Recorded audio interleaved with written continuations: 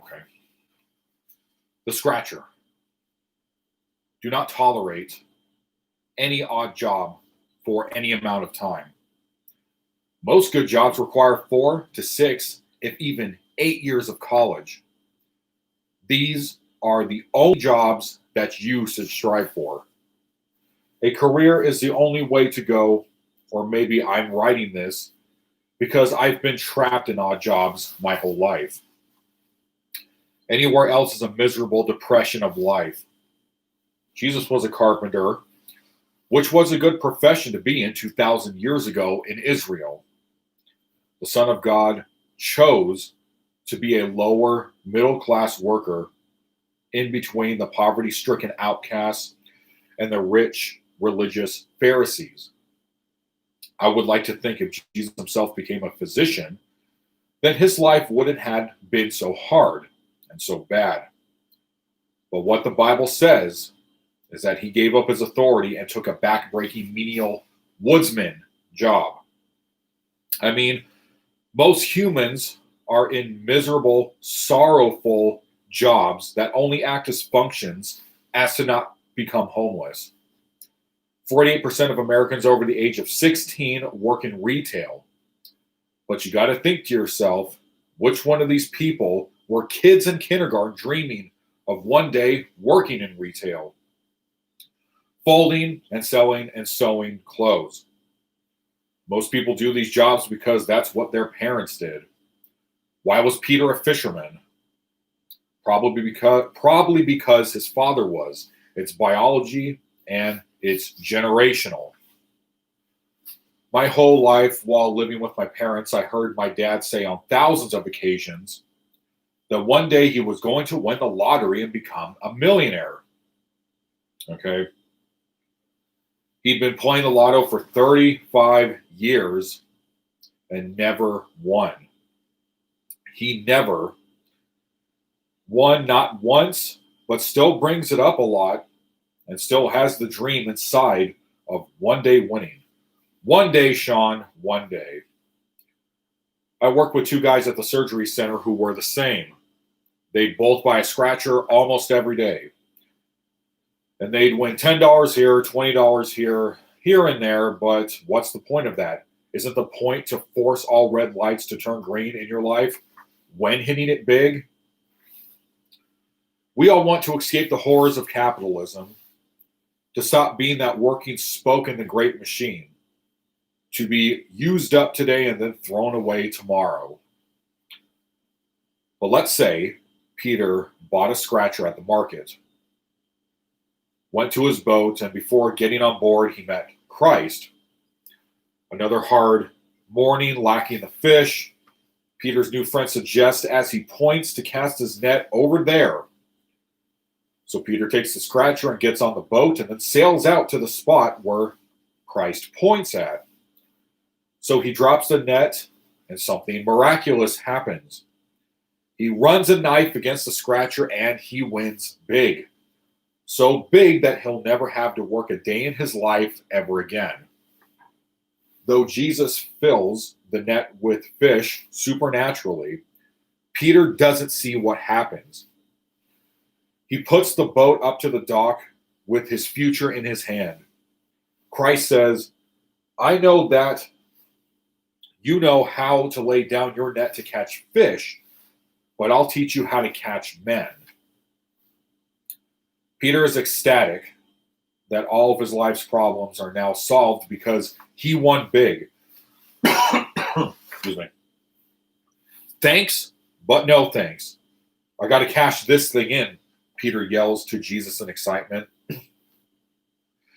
3 years down the line, he still has a lot of money in his bank account. But he is now a man broken upon the rock of excess. He has everything he could ever want and need, but he's trapped in a continuous state of depression. $1 is water that doesn't move. Maybe I needed to hear that myself when writing this. Money is just a noun. It just does things for you. Money doesn't really have any spiritual value. The preacher had everything, and then again, he had nothing. So then, I have to ask myself, should I not tolerate any odd job for any amount of time? Or is that me working the graveyard shift at an old folks' home?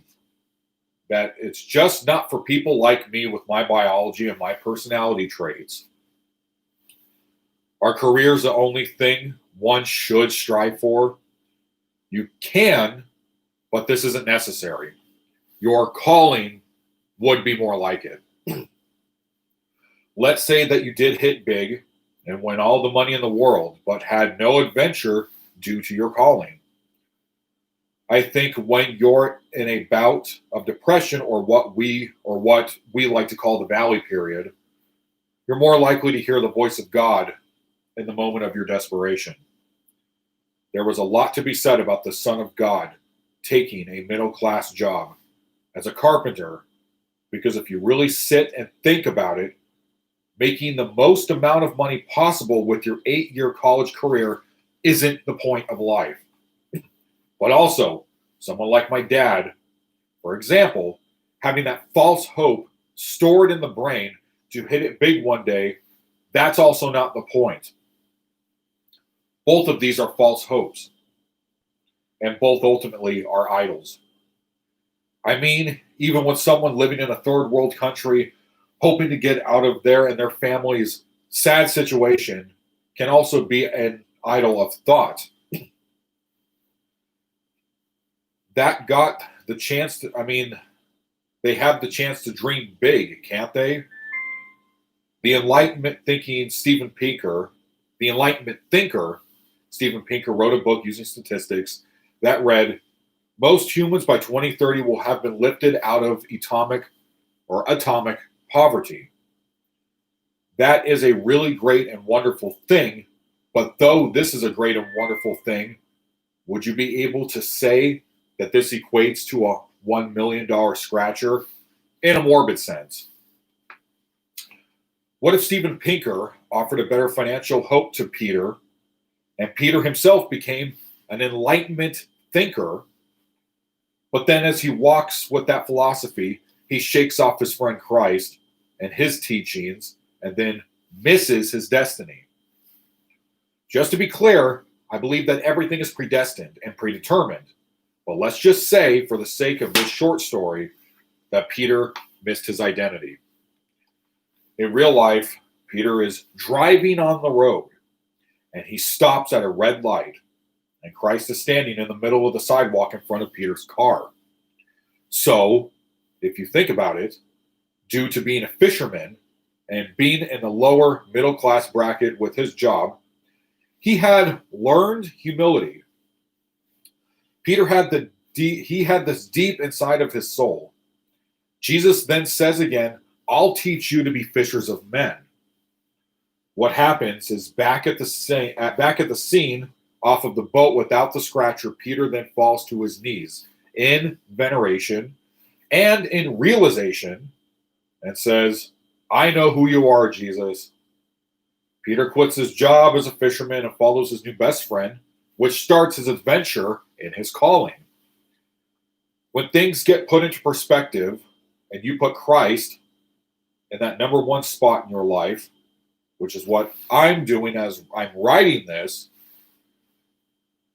now that I realize that I should just quit my job and just go get a day job instead. Stop putting so much of an emphasis on this graveyard shift that I've been working.